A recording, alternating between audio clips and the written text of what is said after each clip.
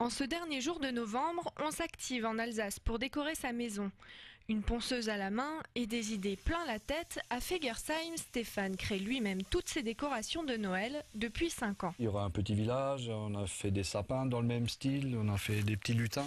On peut faire pas mal de choses, comme dit, après c'est juste qu'il faut trouver la bonne idée qui passe.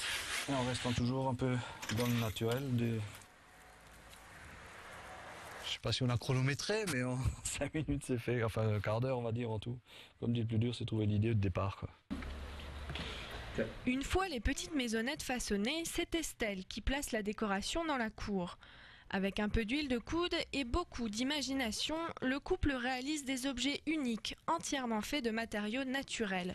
Le budget pour Noël, il n'y en a pas, à part acheter de la ficelle ou 2-3 vis, mais ça en général on l'a à la maison. Le but, c'est de pouvoir faire les choses à notre manière et d'être vraiment très original par rapport à ça. De ne pas aller au supermarché et de dire voilà, j'ai acheté les peluches X et puis je les ai juste posées.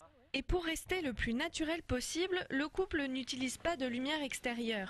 Mais pour ceux qui n'ont pas la fibre manuelle ou tout simplement pas le temps, il reste les incontournables guirlandes électriques, avec cette année un produit qui cartonne en rayon, la guirlande à LED.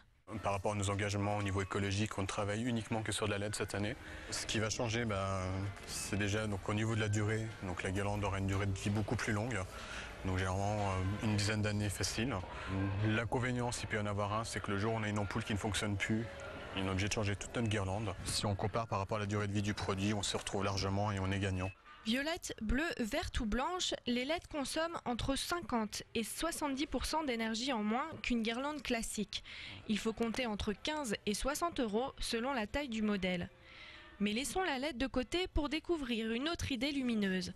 Pour les besoins d'un concours à Célestat, Estelle a fabriqué son cybersapin entièrement fait de ses vieilles disquettes. Je suis pas du genre traditionnel à aimer les sapins, même si j'aime beaucoup les sapins verts avec des guirlandes et des boules, etc. Mais j'aime bien les choses qui sont un petit peu différentes, originales et qui changent de ce qui se fait habituellement.